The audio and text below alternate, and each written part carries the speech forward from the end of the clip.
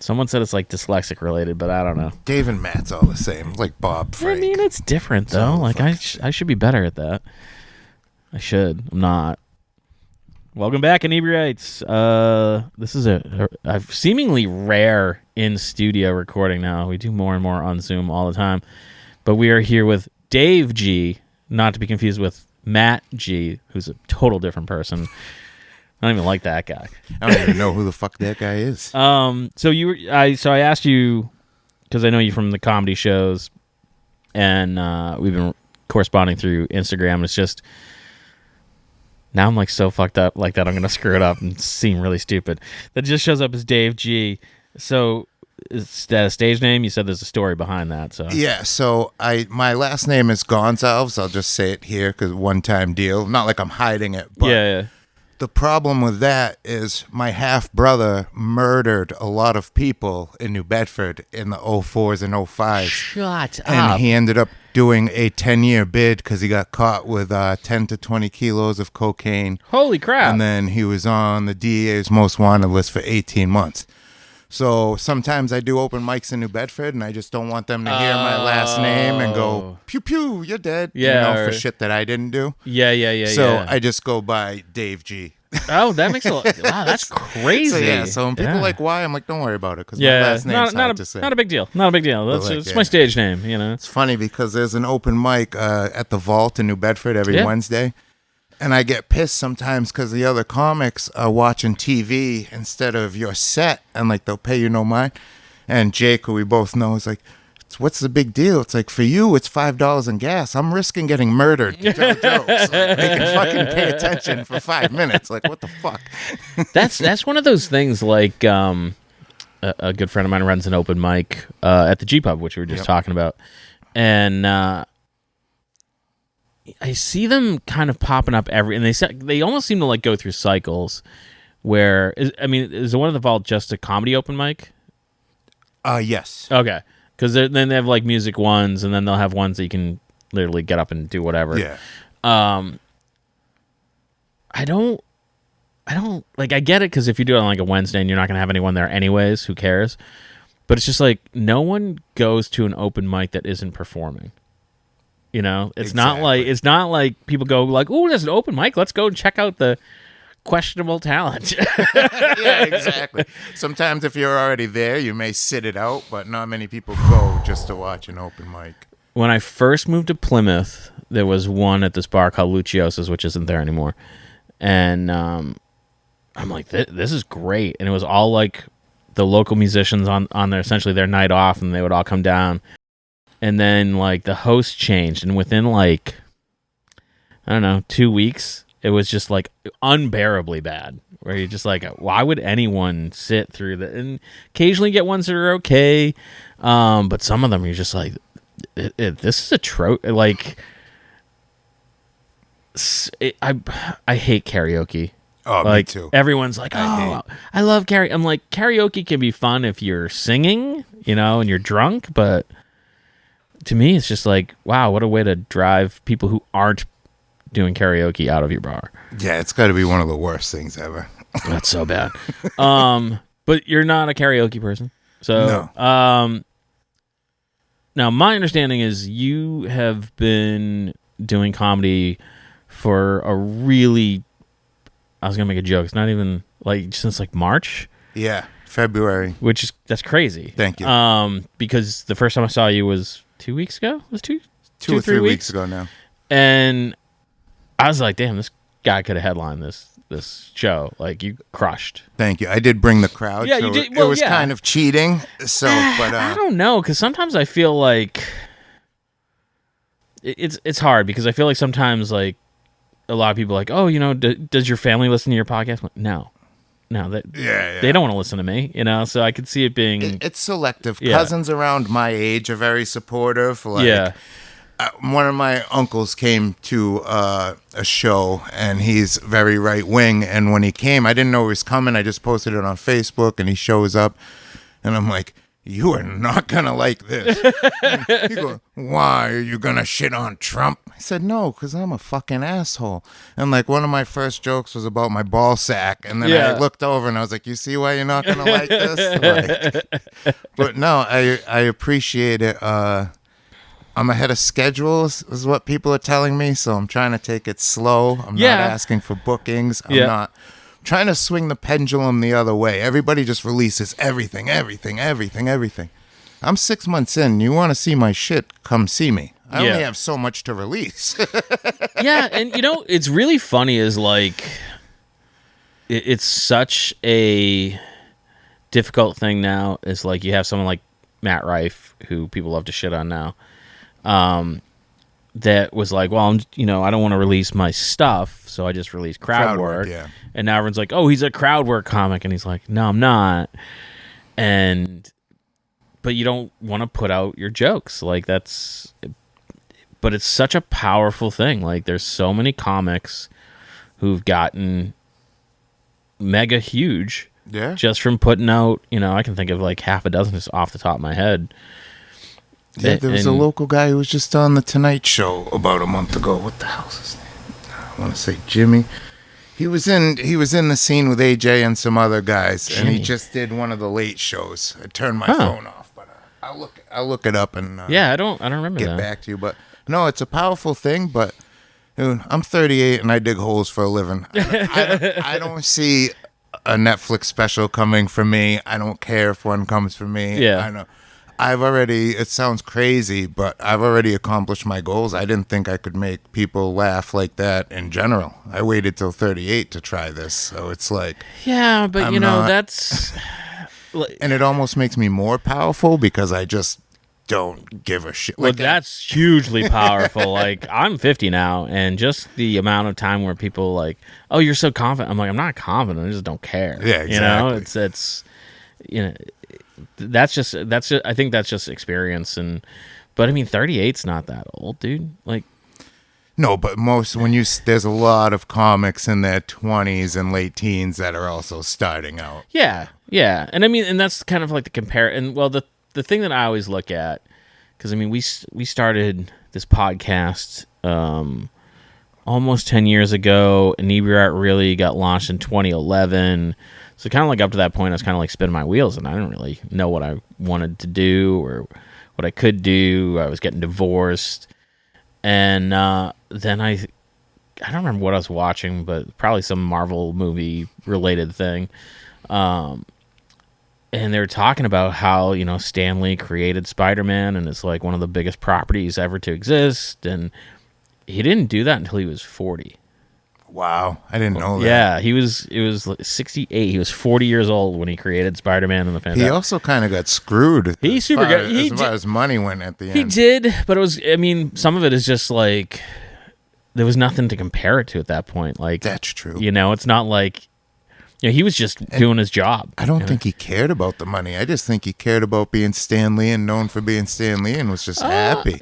Yeah, I'm sure there was some like wanting the money, but he very much liked the spotlight. Yeah, he liked being him. And not in a bad way. Just he earned it, and he just liked being him and being recognized for being him and the Godfather. Yeah, but even when he was creating it, there was like nothing to compare it to. Like it's like that's true. I remember. Did you watch The Little Rascals growing up? Yeah.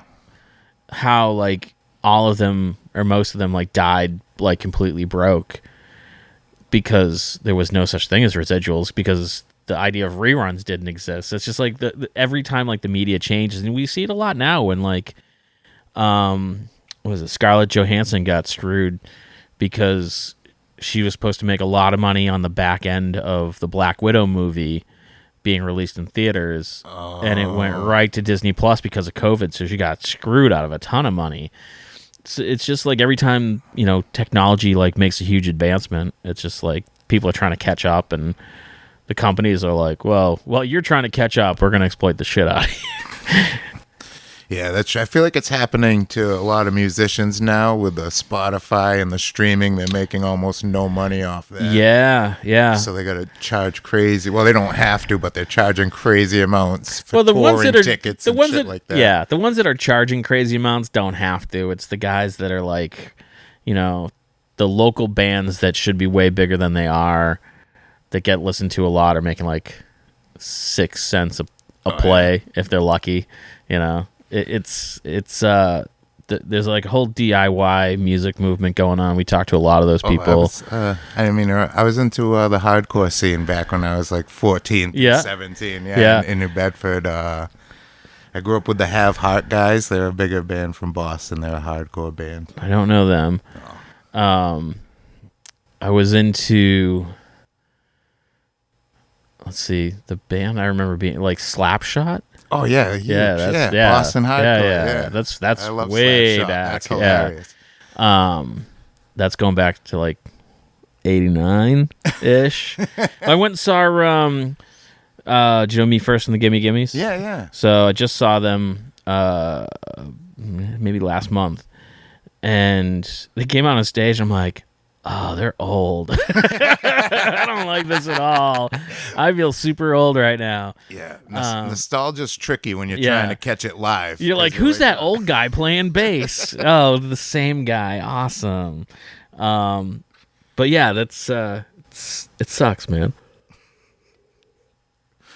So your goal was to make people like what made you at 38 go? Was there an incident where you're like, oh, now's the time, or? Yes and no. My friend died suddenly like 2 years ago. I started a fence company, sold a huge job. I hired him. 10 panels in, he's complaining of a headache. The next day, he literally had a stroke and then died 6 months after. Oh, so shit. like I kind of like, it wasn't overnight, but like I kind of redesigned like my whole like. I stopped the company. I got a job because I was chasing money my whole life, and I never had happiness. And it's just, you have bigger bills. That's all that it amounts to. Yeah. So like, I got a little 7 to 3. I still work on the weekends, and like, I really picked up on hobbies and chasing things I wanted to do. And ever since, like, I know there's a big wave of comics because of like the whole Kill Tony blowing up in the past couple of years, and the whole Joe Rogan sphere, but I was like, I used to watch Stephen Wright when I was a kid. I love Stephen that's Wright. like, it really like started when I was like 12, 13. Then I got into hardcore. And then ironically, I went from being a straight edge kid to finding out who my half brother was and idolizing him, and then going into the streets. Yeah. So like, I was hanging around with like killers and people who were doing long prison terms, and I'm not built like that, so I'd have to be the funny guy. So then other people would be like, "Hey, don't fuck him up. He's the funny guy. He makes us laugh. Leave him alone." Oh, that's funny. It's like being the athletic kid growing up in the hood, like no one will touch you. You know what I mean? So like, I'm like, if I can make them laugh, you know what I mean? Like hardened fucking criminals, let me fucking try to take it to a room with anybody, and then. Finally, I looked at my girlfriend in February, and I was like, let's find an open mic and do it. Yeah. Half of it was, I didn't even know it was a possibility on Cape Cod. Yeah. Do you live on Cape Cod now? Yeah, I live in Bourne. Yeah.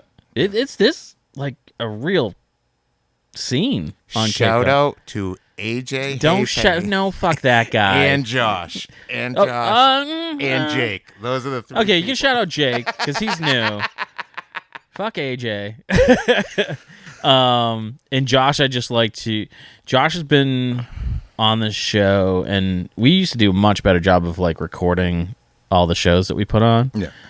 And Josh would be like, "Can I get my set? Can I get my set?" I'm like, yeah. And I wasn't doing it, but like every time I just fucking completely forgot. So it kind of became like a bit where I'm like, he'd be like, "Can I get my set?" I'm like, no. Yeah, and I met AJ because of this podcast, and I was literally just like, oh, I've never had a stand-up comic on this podcast where I talk to creative people. I should find one. And literally just like, I don't know if it was on Facebook or I Googled like Massachusetts stand-up comic, and AJ popped up, and I'm like, I'll fucking message this guy. And then he came on, and we had a great record. This was, goddamn, probably like years ago. Wow. And then just kind of fucking stayed in touch. And then when COVID, I think he'd come on a couple times. And then COVID hit, he would definitely recommend people. I'd be like, I need another stand-up comic to talk to. And he'd be like, talk to this person. Then when COVID hit, I texted him, I'm like, I am bored. I'm like, have you heard of these virtual comedy things? He's like, yeah, I heard some are okay. So we started running a bi-weekly virtual comedy thing. Oh, all right, on Zoom, I assume. Yeah. And we called it the Non-Essential Comedy Show because we were all laid off because we were non-essential. Yeah. And then when shit opened up, I'm like, AJ, I have all these brewery and bar contacts. So we just started doing all sorts of shows all over the place. And that's fucking how I got involved. What they've created on Cape Cod is wild. It's crazy. Shows sell out there, and I don't, like, all the time. Twice. I'm 6 months in. Yeah. Sorry if you've been doing this longer and you listen to me. I don't give a shit. But anyway, done 150 and 130, and I'm 6 months in. Yeah. In 2 different locations. Yeah. I've been at shows. I was going to say one was Knockabout, probably. Yeah. And one was Off the Grid.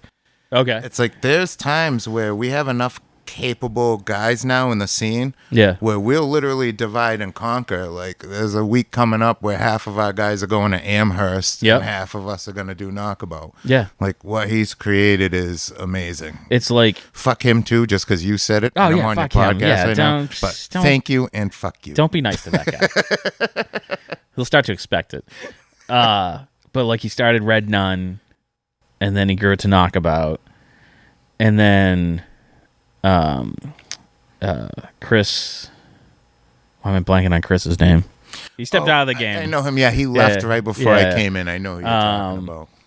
He started a show at Aquatic, and then someone else started a show at 400 East. I'm like, there's no way the fucking Cape Cod can support all these shows. And they just kept doing it. Like, people on Cape Cod love, and like, it's not even, if it was all summertime, I'd be like, okay, it's the tour. But it's not. It's all year long. It's crazy. It's his job. That's what he do. A lot of bookers do other shit. Like, no, he books and does comedy. Yep. Comedy, books, comedy. Even though I say fuck him, I'm still proud of him because he took, he was working a job when I met him, Yeah, exactly. And, he's going all over the place now. Like, then he makes sure that there's open mics in the scene. Yeah. And like, he's really good about holding the door for the guy behind him. Yeah. Like Jake and Jimmy Doherty and Nestor and all those guys. He's like, if you put in the time at the open mics, I'm gonna give you a spot. And he's really good. Fuck that guy. Fuck him. This isn't his podcast. So I think another reason the Cape works so well is because we know how heavily outnumbered we are as far as comics. Yeah. So we unify. Like if we go out to Kingston for an open mic, we're 5 deep.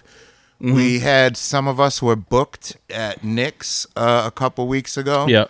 The other half of the audience was the ones that didn't get booked. Like yeah. A 12-year comic, I won't mention his name, but a 12-year comic said something I didn't like to one of our new guys that's in our scene. Yeah. So I found out he was performing 2 days later, and I was like, Jake, where is he? And he like messaged me, and he's like, no, stay home. He's with his wife and kids. Like, you're not doing that shit.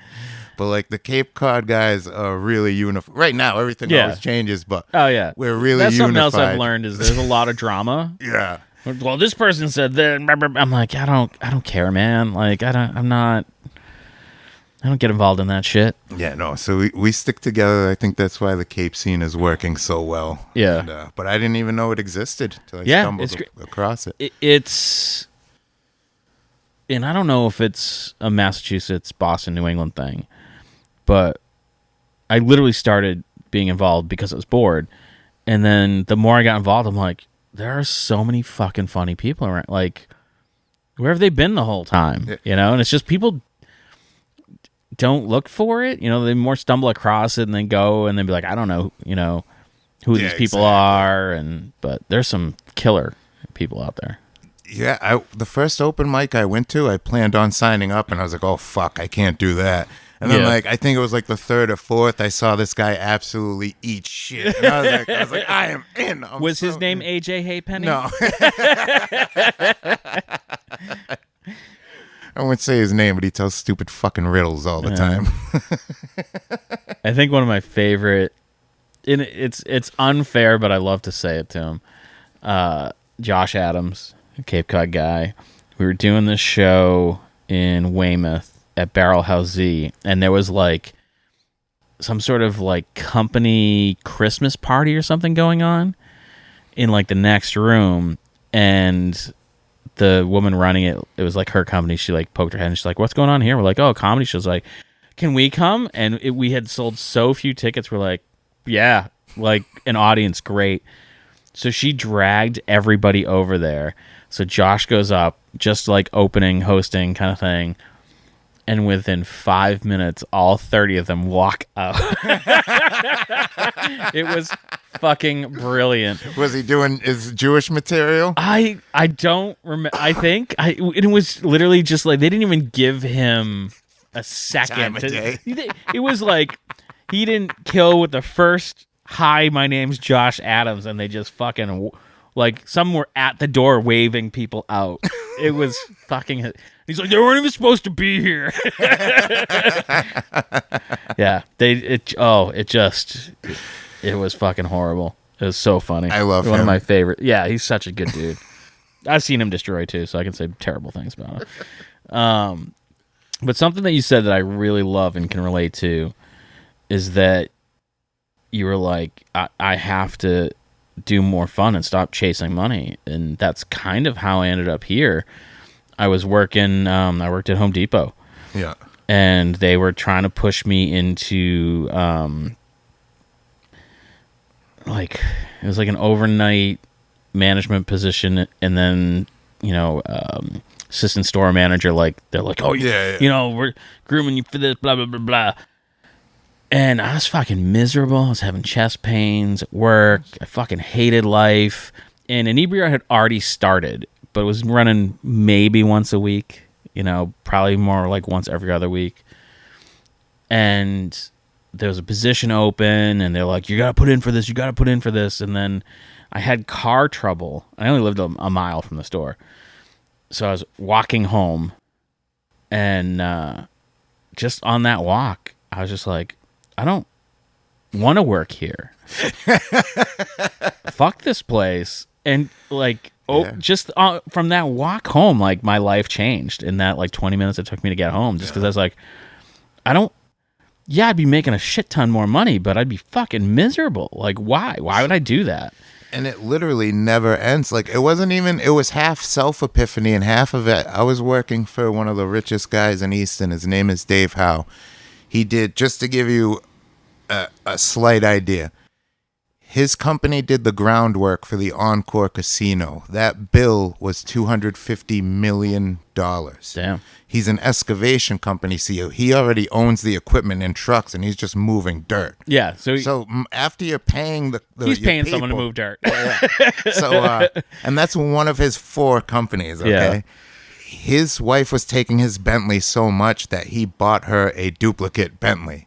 That's crazy. Along with 6 other cars. And he was the most miserable fuck I've ever met.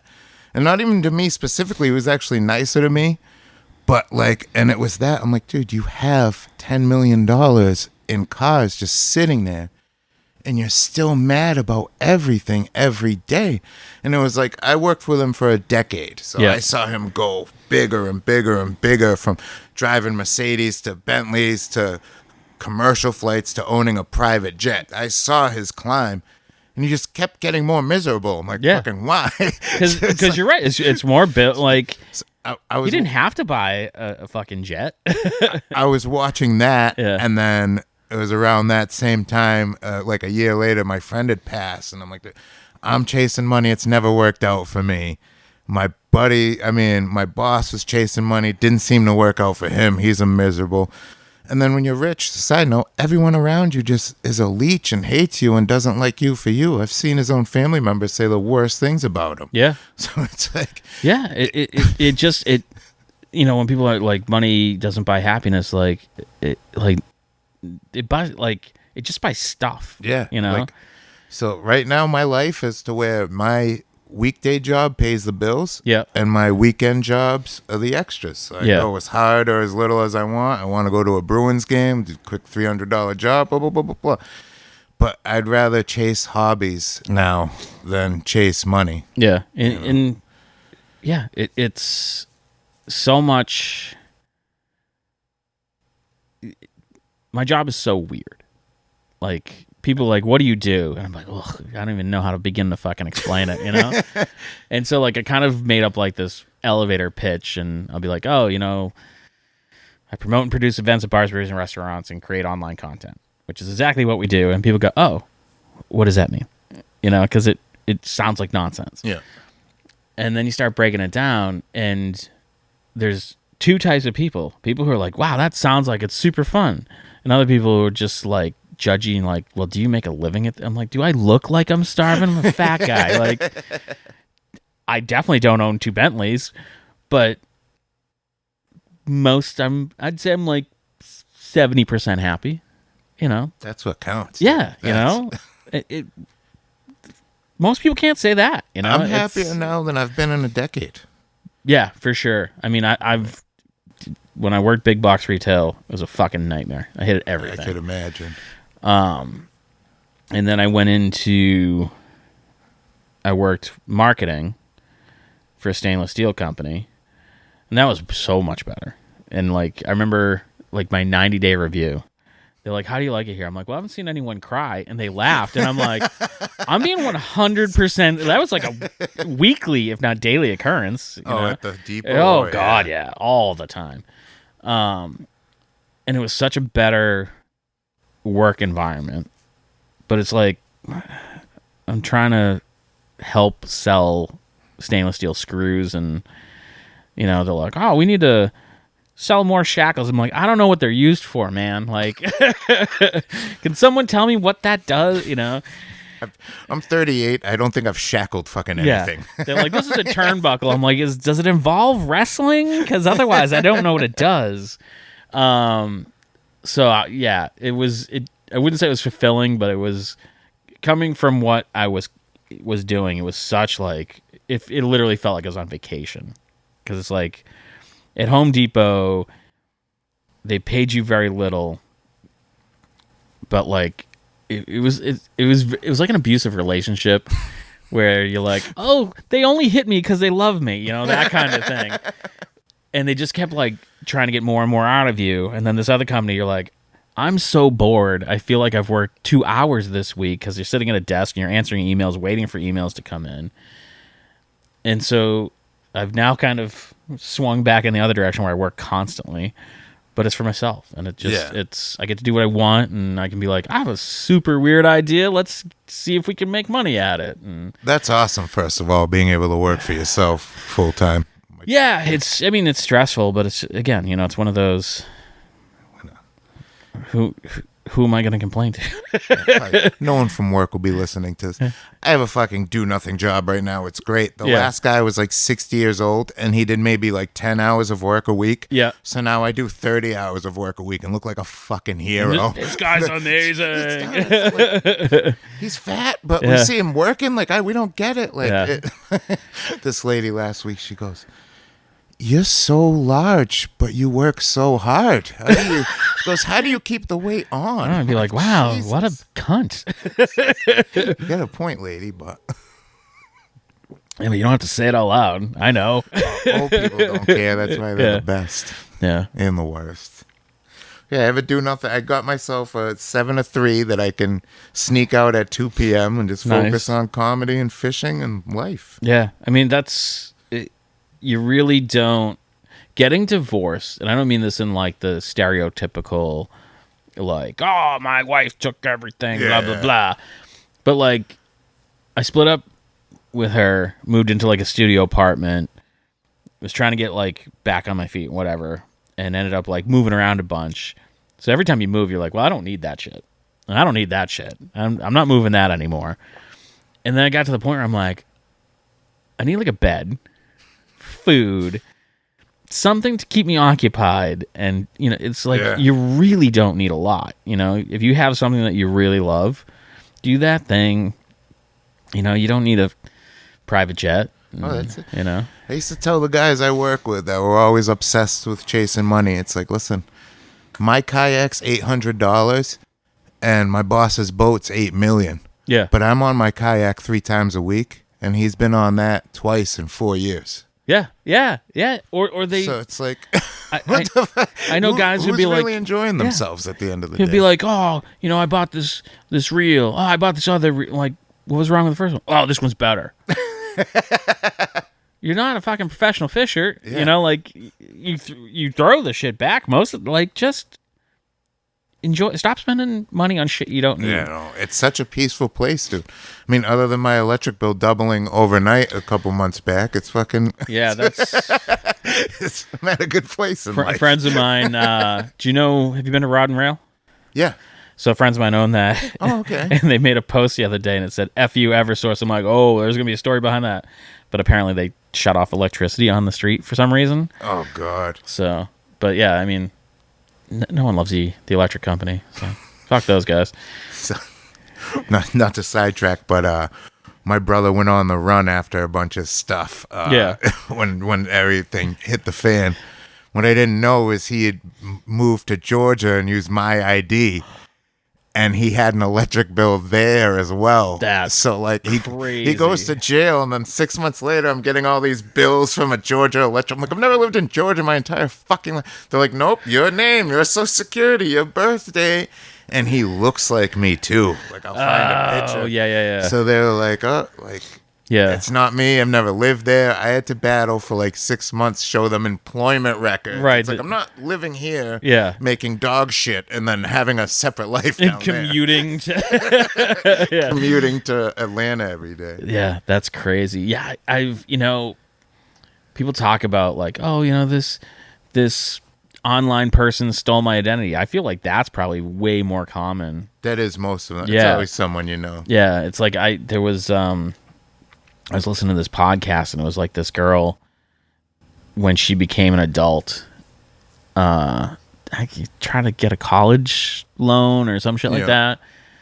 And it turns out like her mother had been using her identity like her whole life and just fucking racking up bills. And she's like, I basically walked into a life worth of debt when I turned 18. It's crazy. A lot of times people will sell their identity too and Yeah. then lie about it. I know a kid, I won't mention his name because he Yeah. hasn't got caught yet. But during the Yeah, please don't do that. during the COVID thing, Yeah. when the government was handing out money, Oh yeah.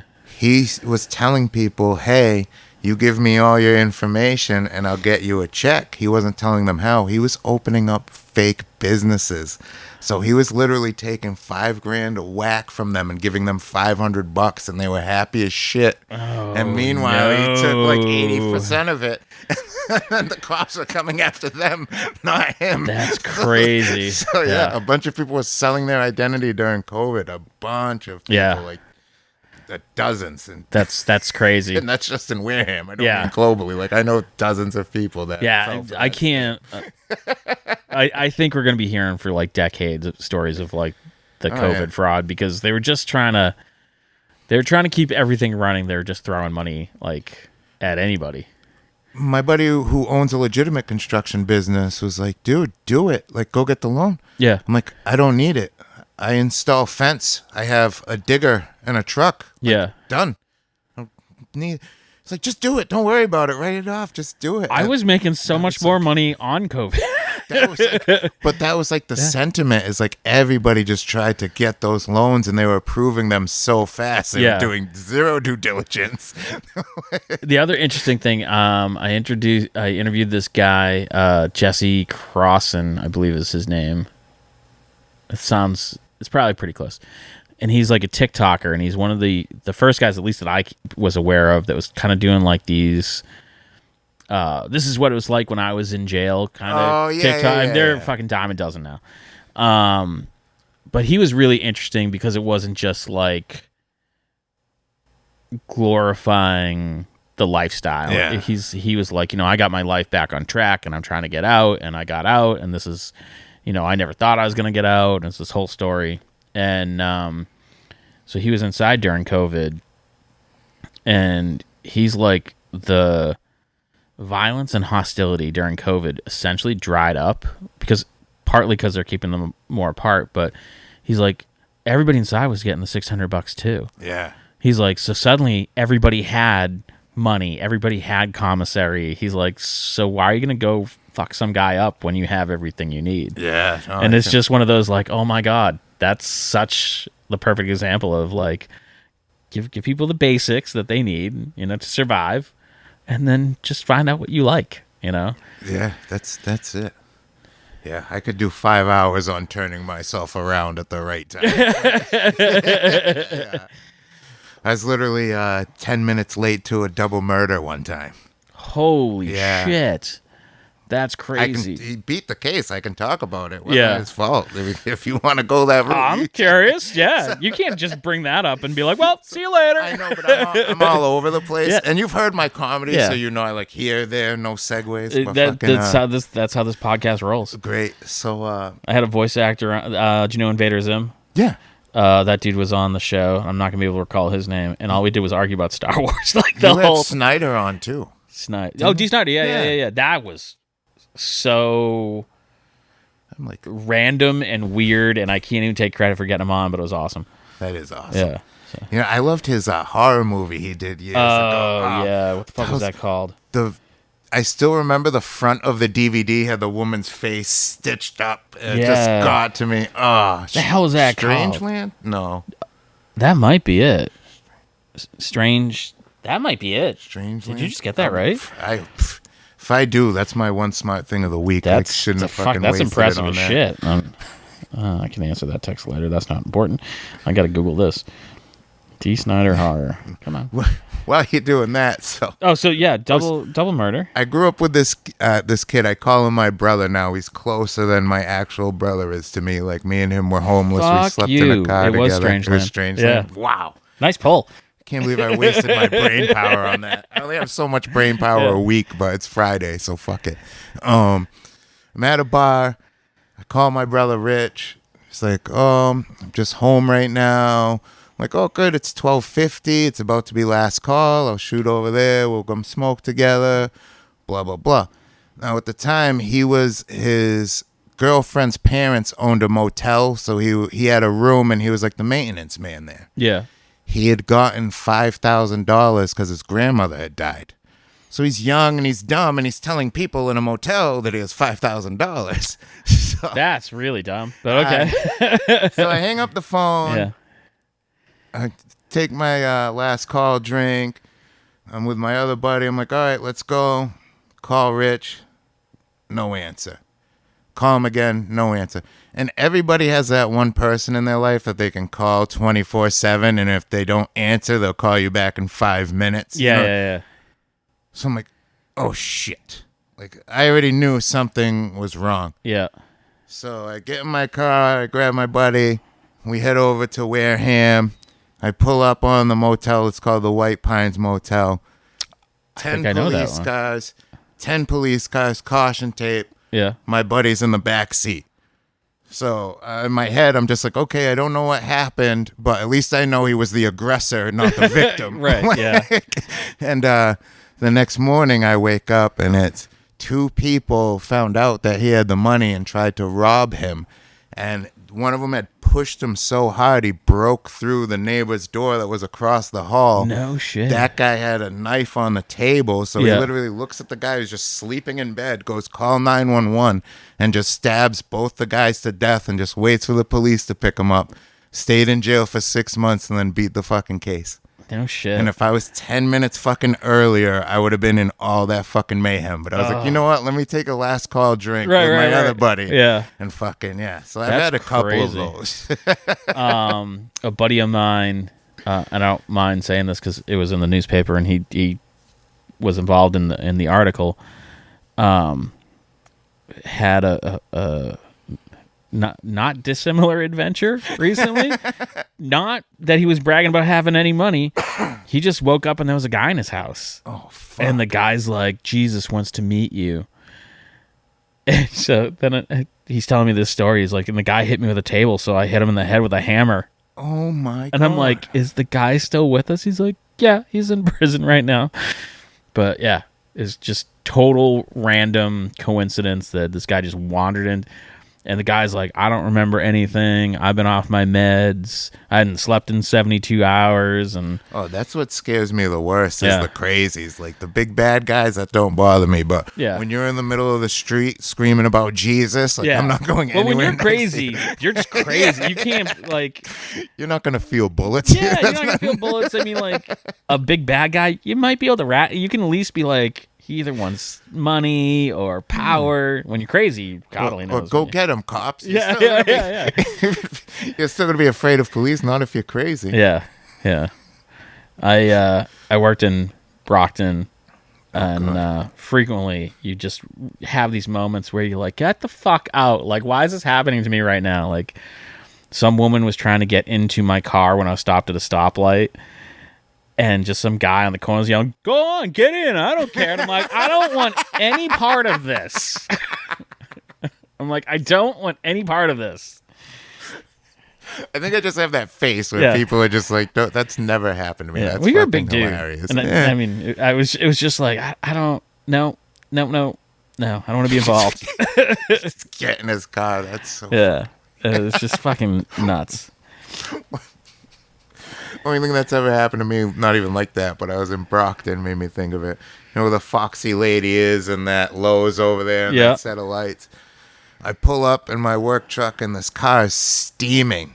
So I grab my fucking fire extinguisher, pop the hood. It was just overheating. I pretty much ruined his fucking car trying to be a superhero. I sprayed 20 pounds of powder into his intake, so I pretty much blew up a car that was just overheating. Was the guy in it? Bye. They were right there. Oh, my God. I thought I was being a hero because they didn't speak good English. So I'm like, I'll get it. And it's just fucking steam. I didn't know I was young. That's awesome. Oh, man. So, obviously, you have a life full of material. Yeah. Do you think that is key to comedy? Because I mean, I know people that have very uneventful lives. I was gonna say uninteresting, but I feel like they kind of go hand in hand. But I think every comic is different. I think it helps every comic. Yeah. But for me, I don't pull too much real stuff into my jokes. My jokes are just what, you know what I mean? Just wild, weird. Like I'm a big Stephen Wright guy, Mitch Hedberg, stuff like that. Not the same vein because I have ADD and I sound like a Bostonian, so I can't pull it off with the same pauses and framing. Yeah. And if I did pull it off like that, I'd just be fucking stealing. Right. But, so I mean, for comics, I mean, it helps a lot of them directly with jokes. Me, it's more my outlook. Yeah. I've seen, I went from hanging out with crack dealers to working for one of the wealthiest men in Massachusetts. Yeah. So I've seen the whole entire scale. I went from punk rock to drug dealers to a Yacht civilized rock. life. Now I'm hanging out with comedians. So it's like just, that's why I'm all over the place. But in that sense, that's why it helps me. And it helps me not get offended. When people have tried to actively shoot you, jokes don't hurt anymore. True. I shouldn't say true. I should say that sounds like that's true. When people don't like actively trying to come after you, it's what's going to hurt you.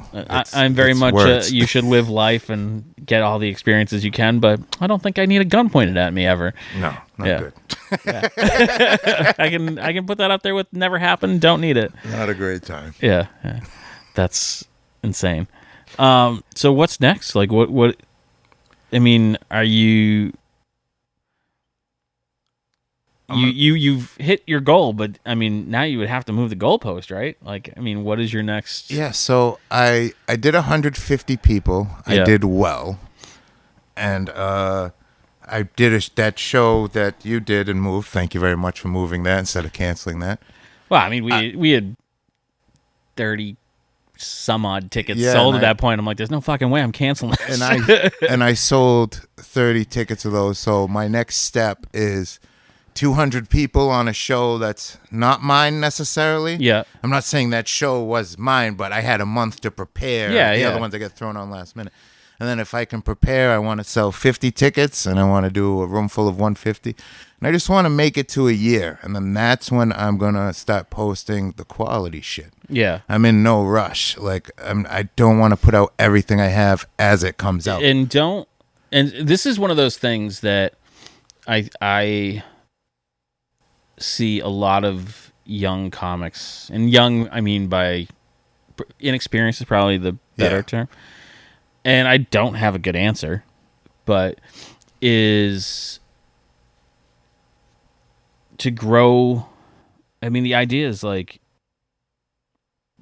there's people who are fans of Burt Kreischer or Jim Gaffigan or Stephen Wright, is to build your fan base, you know, and letting your fan base know where you're going to be and keeping them engaged and keeping them coming out.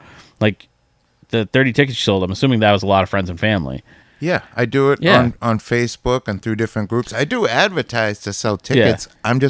I think it's just like I see a lot of inexperienced comics do that, and then like 6 months down the line, suddenly their friends and family be like, I mean, I can't go to every one of your shows, which is completely valid.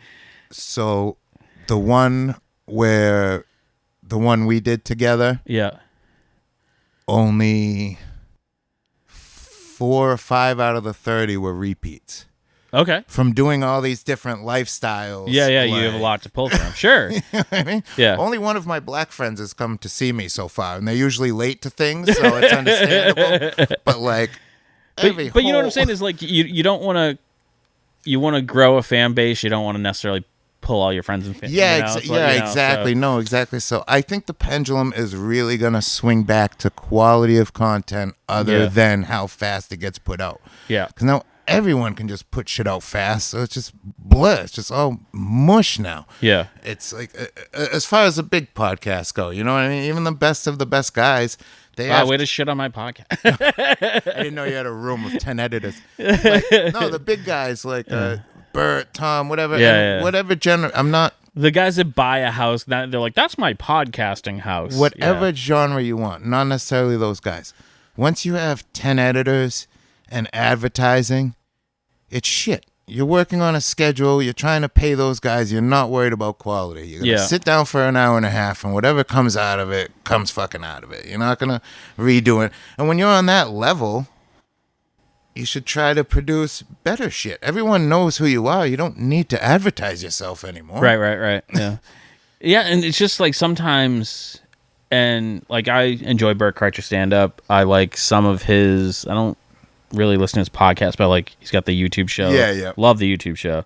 Yeah, Something's Burning. Something's Burning. It's fucking, because it's very, it feels very not forced, you know?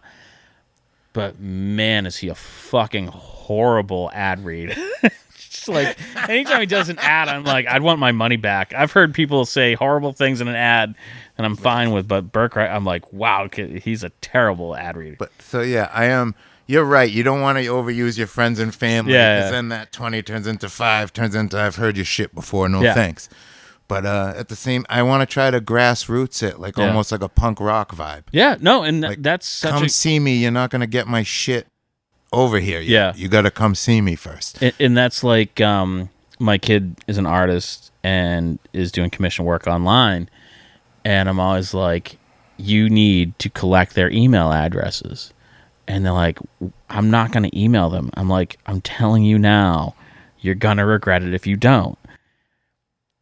And they're like, what could I possibly need that for? And I'm like, say in 5-10 years, you want to kickstart a comic book or a book of your artwork or something. You already have people who you know like your artwork and will spend money for it.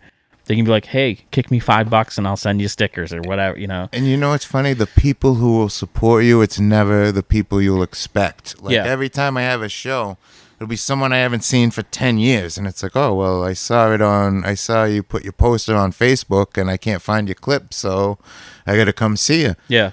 It's like, so yeah, get those emails and reach out. It's, and a lot of people are like, oh, I would have gone had I known. And one person can be a 10-person difference, meaning if you hit the right person and they like it, then they'll bring 10 of their friends. Like, there's people I've invited to paperback events. I won't say who runs it. That fag agent. Hey. You can call them a lot worse things. There's been people that have come to my paperback shows, and then I'll be working at a paperback event, not on it, and they'll be back there. Yep. So you never know who you're going to pull as a reoccurring customer. So literally every email is important. Yeah. Like, I'm a big fan of the grassroots stuff. Yeah. And we do a lot of like kind of in-person promotion. Like we do these pop-up art markets. Yeah. Like almost every single weekend. And we always have a table, and on that table is posters for everything we have coming up. And so my shtick is I'm always like, oh, have you heard of Inebri-art? And they're usually like, have I heard of what? Yeah. More and more and more often, people are like, yeah, I know you guys. Or, yeah, I got your email. That's why I'm here. Or, yeah, I went to that comedy show. Or they'll see the comedy flyer and like, oh, I saw that guy in Carver. Or, oh, I painted bongs with you. Or, like whatever dumbass idea I come up with. And it's just like happens so much more now that it's just it's very weird. I think that's the future because everything always goes back and forth. Nothing's ever in the middle. I think it just went to reaching out to everyone as basic as you could to, I think the next way to grow, I mean, to some extent, is person to person, talking to people personally. You get to some size, you can't do that. Obviously, Bert's not going to email 2 million people like, hey, you in Toronto this fucking weekend? Wanna come by? But like at my level, I send messages. Hey, haven't seen you in a while. I'm doing this now. Blah, blah, come check it out. Hey, I'm doing this now. As opposed to if I post a joke, now I've burned a joke and that person doesn't have to come see me because they saw it. Yeah. Yeah. Or they show up and be like, oh, I would have laughed at that, but I saw it already. Which that's just part of the stand-up comedy thing is like no one wants to hear your greatest hits. Exactly. But it's trying to find, I think social media is such a phenomenal way to get the word out, but it is so dialed into the algorithms now that it's like people either see every single thing you post or nothing that you've posted. Exactly. There's no in between. Yeah. And we hear it all the time. People are like, I had no idea that you do events, period. Or I see your post every single day. Yeah. It's the algorithm is so unbalanced right now. It's crazy. So it's we've been kind of like talking a lot of like, well, what can we do to promote different events? And it's really boiled down to like, do we go to some festival and pass out flyers old school style, or do something to be a little interactive and give a ticket away here, give a ticket away. It's really tough. This is a really random pull, but have you ever heard of that rapper Tech9? Yeah, I wouldn't say he's like famous, but he's known. He's not like he had top tier. But I don't know his rap, but I know that he got in a lot of trouble. Oh yeah, but I mean, he had like gun charges or something. No, that's T.I. There's this guy. Maybe he did. Who knows at this point? But yeah, Tech9 never signed to any label. He prints his own CDs. He sleeves his own CDs. He packages his own shirts, and he probably sells upwards of 20,000 shirts. Like, he's done songs with famous people. Millions of people knows who he is. He could probably sell out a 5,000 to 6,000 seat venue. Yeah, and he's keeping it all in house, and he doesn't oversaturate his own market. The person that I'm like, that's where I want to head is his name's Johnny Earl. Do you know Johnny Cupcakes? Yep. Yeah. I saw him talk at Mass Art, and it was just like, holy shit, this guy is like, he's like, oh, when people buy shirts, we'll throw in prizes in the box with a shipment. Oh, he's a brilliant marketer. And he's like, sometimes it's $20, sometimes it's a pack of batteries, Sometimes it's just doll heads, and it's like, that's fucking brilliant, because you're gonna go to your friend and be like, I bought this shirt, and now I have a pack of batteries and 4 doll heads. You know, it's like, you want to have like, there's something about an experience that it personalizes it. Yeah, and this isn't even a marketing thing. So I was talking to a friend of mine who is a door guy for the shitty dive bar in Plymouth. And he was telling me that these, I think it was like 5 kids came in. So he IDs them, and one of them, so what's today, like the 5th? The 5th. Yeah. So his birthday was like the 6th, and it was literally like 12:55.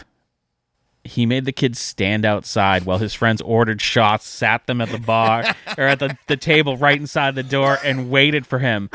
And I'm like, that's like, fuck, like, it's not even that you did the technical right thing. Like, that kid will tell that story for the rest of his life. And it will always mention the bar.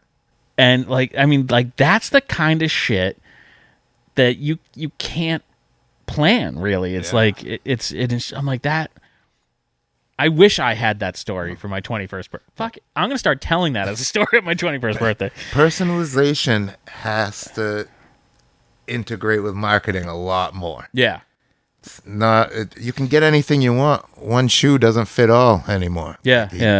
And people feel like they're just in a cloud now, so you just got to reach out to them. Yeah, that's what do. So like the dolls in the box is fucking hilarious. Yeah, that was he did. I mean, that's just one of the things that and it's so like, oh, I'm just gonna essentially throw my trash away in these boxes, and you know, sometimes I'm gonna throw a 20 in or whatever, and it's just it doesn't really tie in, or it just makes it weird enough so that it creates a new memory that person is going to then tell that story later. Yeah. So that's the lane I'm kind of in. Yeah. That's what I want to go for. Just start throwing doll heads at people. Don't throw batteries. That shit could hurt. Do you have any shows coming up? September 19th. I turned my phone off to be polite.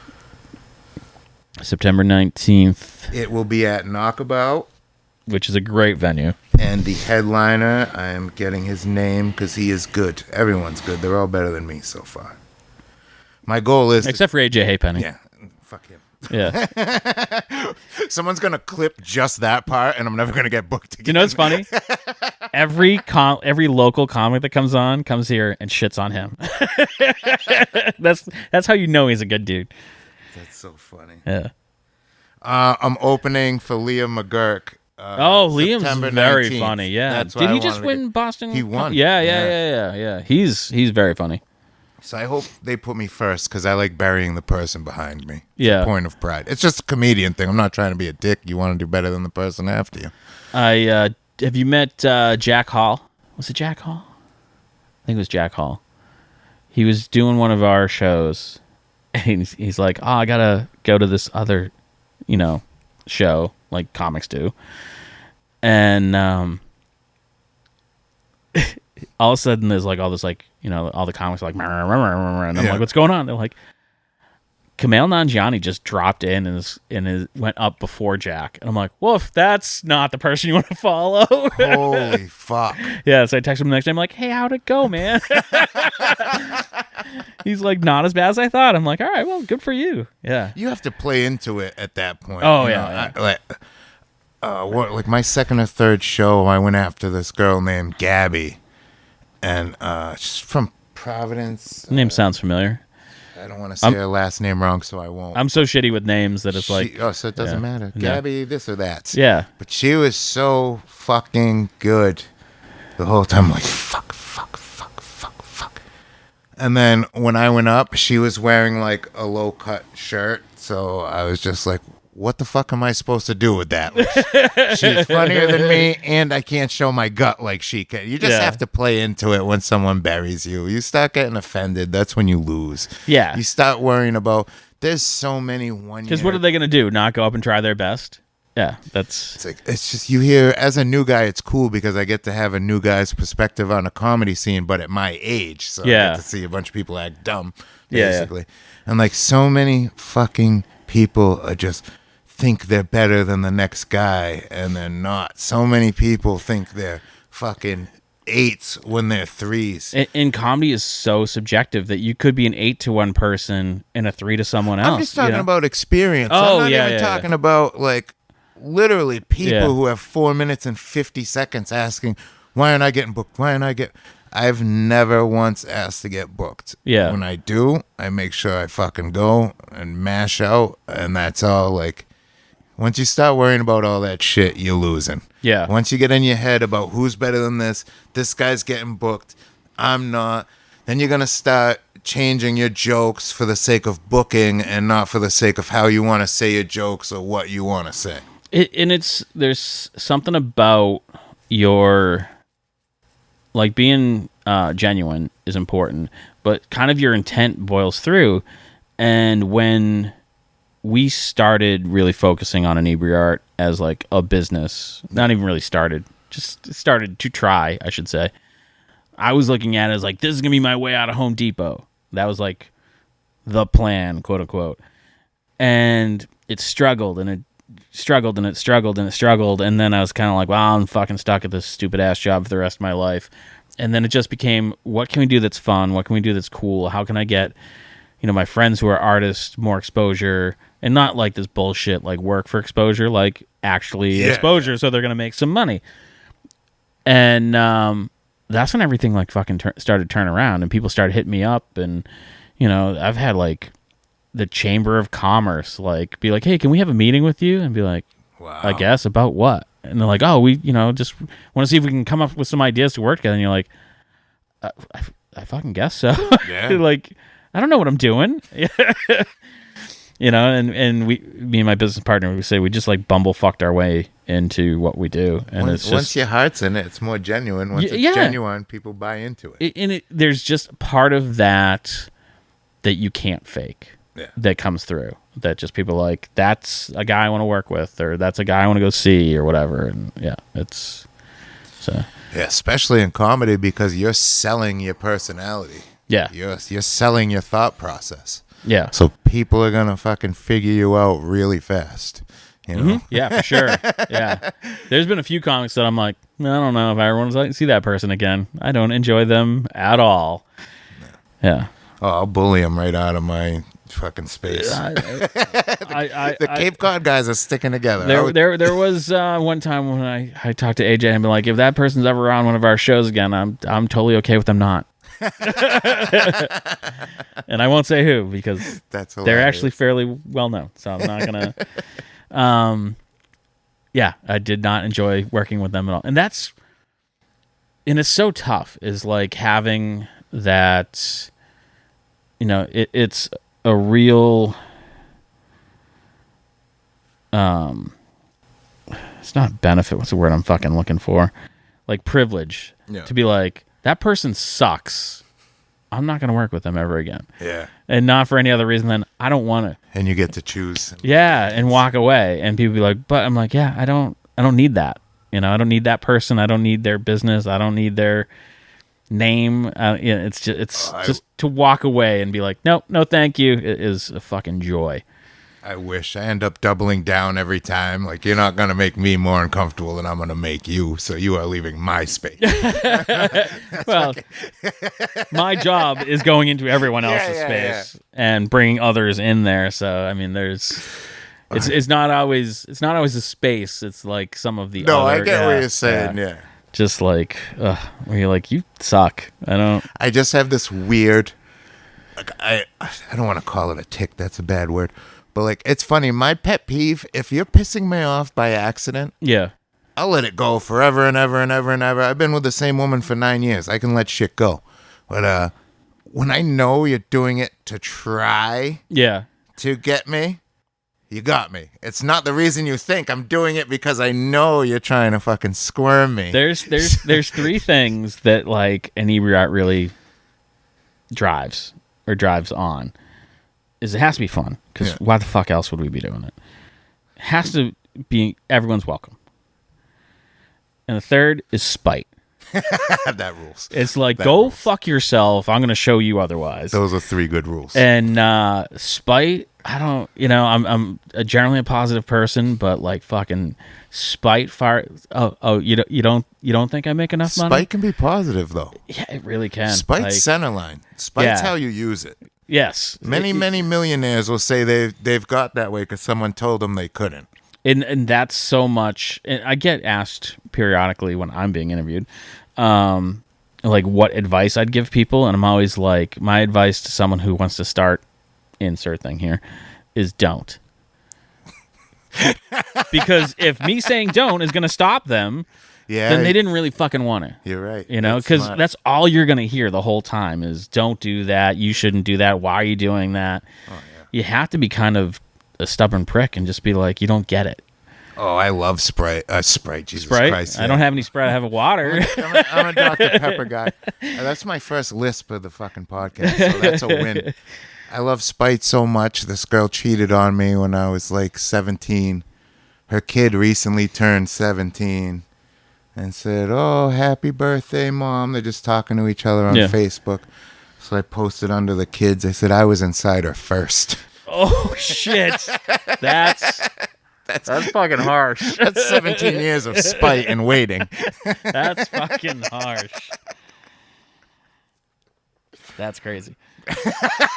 And I don't know what better way to end a podcast. Thank you for having me. Yeah, man. So where can people go to find out where you're going to be?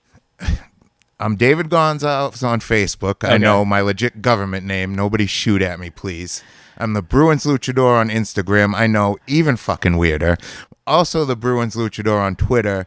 Eventually, I will have a comedy Instagram. I didn't plan on doing this well, frankly. Not to talk well about myself, so I am going to convert. But when it was Dave G, I'm like, he's got to have a fucking poster on his Instagram. So I'm like scrolling through his Instagram. I'm like, what the fuck am I looking at? No, I don't. I told you, I'm here for jokes. I don't care right now. Until I'm a year in, I will switch so people can find me. And then September 19th, I'll be performing at Knockabout with comedians that are a lot better than me. Yeah, Liam McGurk. Yeah. And AJ. And fuck him. But go him. Yeah. He's going to tell his... Cape Cod jokes, his Cape Cod jokes. I'm from Cape Cod. You don't want his bandana to get any bigger. What was he? He talks about that he looks like Gay Farquhar or whatever. Well, yeah, a couple of us have this joke because there's this comedian who will send one of our comedians like 10-page long text messages. Yeah. And she got a huge fucking forehead, so I'm like, it's always the people with big foreheads that be overthinking. Like, look at me, tiny forehead. I know like 12 words in my vocabulary. And then we always like look at AJ and we're like, oh, fuck, shouldn't have said that. He, at one point, we were doing like at least one comedy show a week with AJ. Yeah. And, I've heard his fucking set. Yeah. And... So one day I'm like, oh man, you did really good. Like, you made me laugh. He's like, oh, as long as I made you laugh. And I'm like, that's not what I meant, prick. That's so funny.